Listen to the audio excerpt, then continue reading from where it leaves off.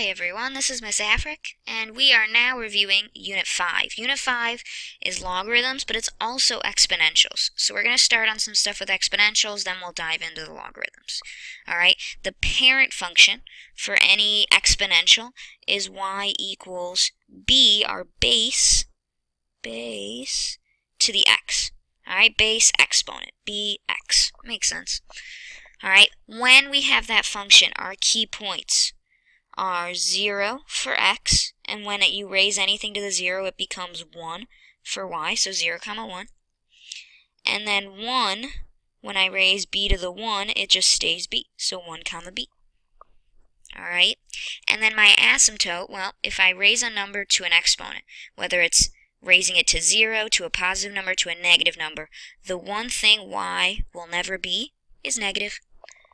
So we have an asymptote at y equals 0.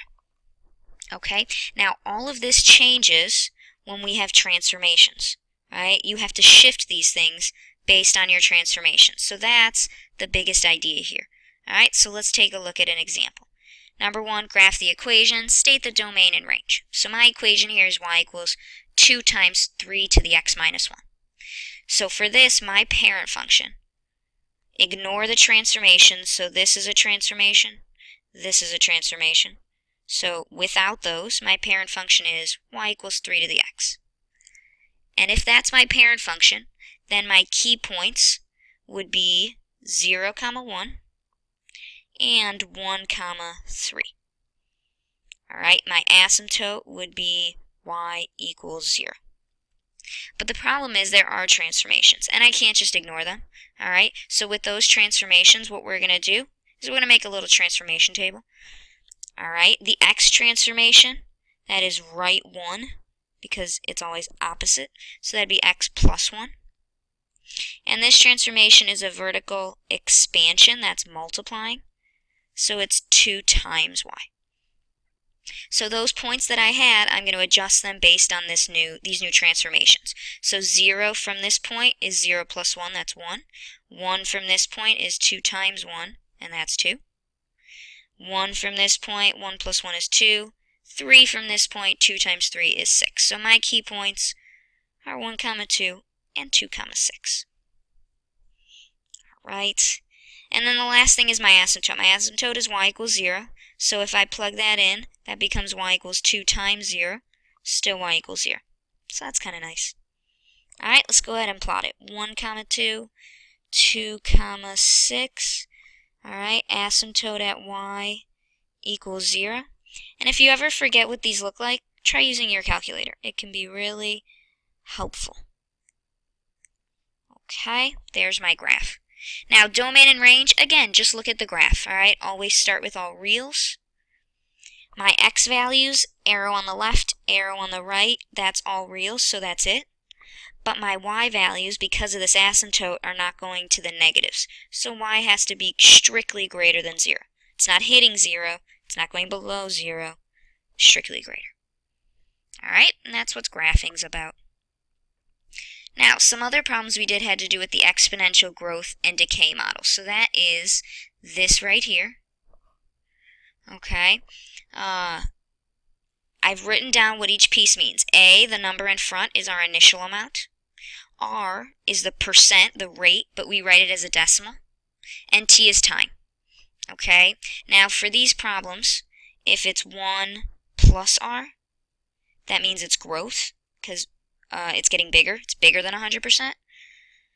Oops, sorry, I'll write it over here. I know that's happening. 1 plus R is growth. And 1 minus R, that's going to be decay. Alright, so you don't put the plus or minus, you pick one of them. So let's try a few problems with it. And again, I know I have all these written down and you don't. You can either just follow along or pause and write some of these problems down. It is up to you. Okay, so there's a pond stocked with 200 fish, and the Department of Wildlife expects the population to increase at a rate of 5% each year. How many fish will there be in the pond after 5 years? Now, the first thing I'm going to do is write my model. So y equals, let's see, I start with 200 fish. I'm increasing by 5%, that's 0.05 to the t. So my model is 200 times 1.05 to the t. Remember, keep t for the model. Then it says how many fish will there be in the pond after 5 years. So that's t equals 5. So all we need to do is plug this in. Y equals 200 times 1.05 to the fifth. And we can use our calculator for that. 200 times 1.05 to the fifth. Alright, remember these are fish. We don't like to think of parts of fish, so I'm going to round that to 255. So approximately 255 fish. Then it says, when will the amount of fish double? So double, well, it started with 200. That means we want 400 fish. So that's going to go in for y. Alright, now we talked about how you could solve this on the graphing calculator. And if you remember how to do that, go right ahead. I'm going to show you how to do it by hand because we're going to be doing it later anyway. Alright, so to do this by hand, I would first get rid of that 200. And that'll give me 2 equals 1.05 to the x. Then this is an exponential equation. So to solve those, we use logarithms. Alright, I'm going to put a log with this same base here, so log base 1.05 on both sides, log base 1.05. Here it cancels out. Excellent, that's just x then. But over here it doesn't, and I have to know how to type that in my calculator. So the way you do it is you type log of 2 first and divide it by log of your base.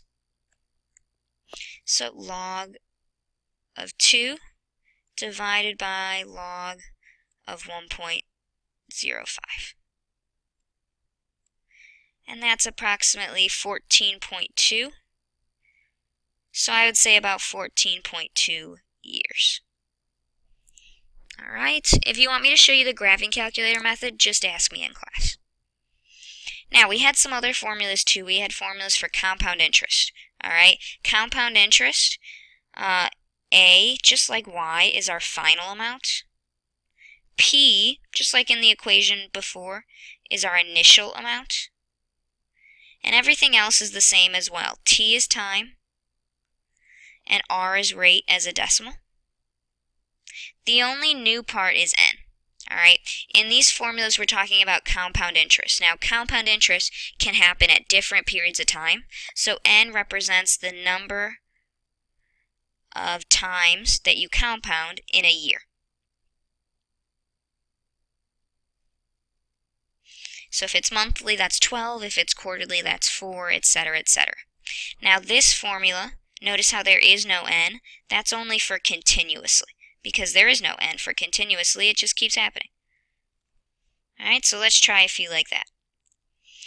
You deposit $2,000 into an account that pays 6% annual interest. Find the balance after 3 years if interest is compounded daily and continuously. So daily, that means n is 365. So we would just plug it into that formula. Alright, initial, that would be, so I don't know A, that's what I'm looking for. Initial is 2,000. 1 plus 0.06 divided by 365. And then to the, be careful now, it's n times t. We're looking at this formula. So that's 365 times 3. And just be careful how you type it in. Alright, I'm going to do, let's see, 2,000 times 1 plus 0.06 divided by 365 to the, make sure both of these are in the exponent, 365 times 3. So about $2,394.40. $2,394.40. Alright, continuously is the same thing except we use the PERT formula. So, A is going to be 2,000, P is still initial, E to the 0.06 times 3. Alright, so that would be 2,000. E, so second ln, that's E to the 0.06 times 3. Pretty similar answer there, right? Off by just a few cents. So $2,394.43. Alright, and that pretty much does it for exponential problems. Okay, there are still some solving ones, but I'm going to do that in the log video. So if you need to know how to solve, take a look at the other video. It's called Logs and Solving. Alright, later.